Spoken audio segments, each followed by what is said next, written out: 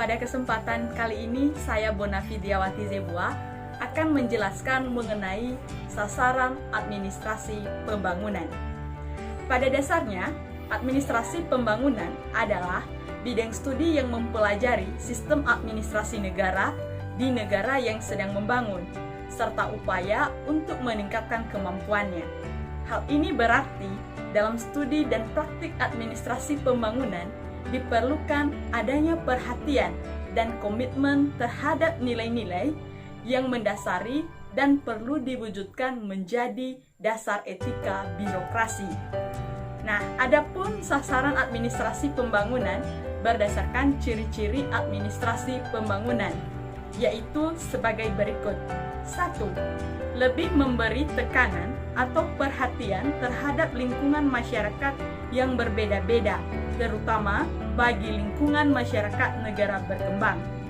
Yang kedua, berperan aktif terhadap tujuan pembangunan, baik dalam perumusan kebijaksanaan maupun dalam pelaksanaannya yang efektif, bahkan ikut serta mempengaruhi tujuan pembangunan masyarakat dan menunjang pencapaian tujuan sosial, ekonomi, dan lain-lain yang dirumuskan kebijaksanaannya melalui proses politik. Yang ketiga, berorientasi pada masa depan, terutama dalam usaha-usaha yang mendorong perubahan atau inovasi ke arah keadaan yang dianggap lebih baik untuk suatu masyarakat pada masa depan. Yang keempat, lebih berorientasi pada pelaksanaan tugas pembangunan dari pemerintah.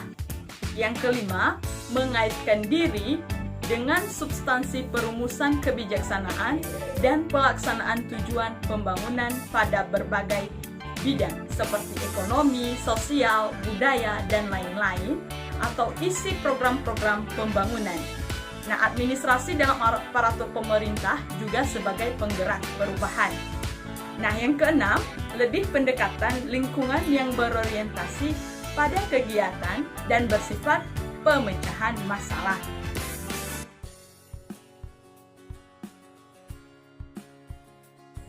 Berikutnya, saya akan menjelaskan mengenai aspek-aspek administrasi negara yang menjadi sasaran administrasi pembangunan. Yang pertama, pengembangan kelembagaan. Aspek kelembagaan merupakan salah satu sasaran pembangunan administrasi pada organisasi di lingkungan eksekutif pemerintahan negara. Prinsip-prinsip organisasi. Prinsip-prinsip organisasi terdiri dari kejelasan tujuan, kejelasan misi, fungsionalisasi, pembagian tugas, departementalisasi, keseimbangan antara kewenangan dan tanggung jawab, kesatuan arah, kesatuan komando, kejelasan kebijaksanaan tentang pola pengambilan keputusan, dan rentan kendali. Pada pentingnya pendekatan kesisteman. Pada dasarnya, pendekatan kesisteman berarti bahwa pembagian tugas yang dilembagakan dalam berbagai satuan kerja, baik yang sifatnya selaku pelaksana tugas pokok maupun tugas penunjang, semuanya harus bergerak sebagai kesatuan yang utuh. Pengelolaan organisasi dengan pendekatan kesisteman akan sangat mempermudah pelaksanaan koordinasi yang pada gilirannya akan meningkatkan produktivitas kerja. Yang kedua, pengembangan sumber daya manusia. Manajemen sumber daya manusia merupakan bagian dari ilmu manajemen yang memfokuskan perhatiannya pada pengaturan peranan sumber daya manusia atau SDM dalam kegiatan suatu organisasi. Nah, fungsi-fungsi manajemen sumber daya manusia yang pertama, penciptaan dan pemeliharaan sistem informasi sumber daya manusia. Yang kedua, perencanaan tenaga kerja. Yang ketiga, rekrutmen. Yang keempat, seleksi. Yang kelima, penyelenggaraan program orientasi. Yang keenam, penempatan. Yang ketujuh, pengembangan melalui pendidikan dan pelatihan. Yang kedelapan, manajemen sistem imbalan yang efektif. Berikutnya yaitu peningkatan kapasitas kerja. Kemampuan adalah sifat lahir dan dipelajari yang memungkinkan seseorang dapat menyelesaikan pekerjaannya.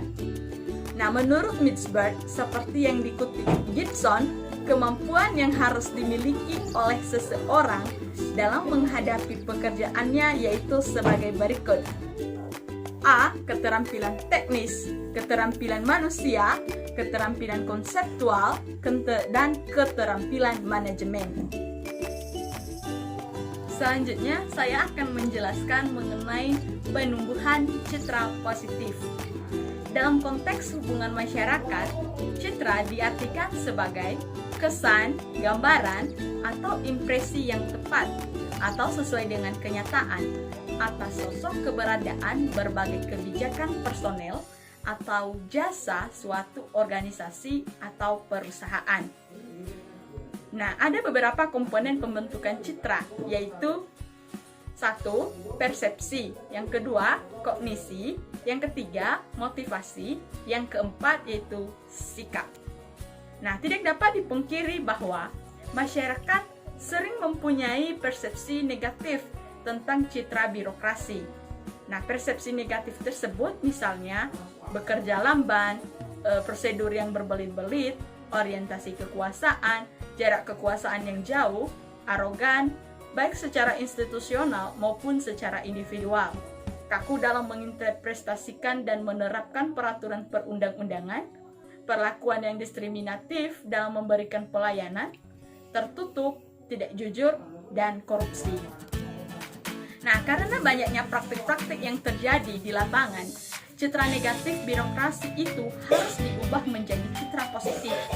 Nah, berbagai cara yang dapat ditempuh adalah komitmen pemimpin pemerintahan untuk memberantas korupsi dan kolusi, menjadikan diri sebagai panutan dan teladan, menjatuhkan sanksi berat terhadap mereka yang terbukti melakukan tindak pidana korupsi, meningkatkan kesejahteraan pegawai dan keluarganya, mendidik masyarakat untuk berani menuntut pegawai negeri agar bertindak dan bersifat jujur.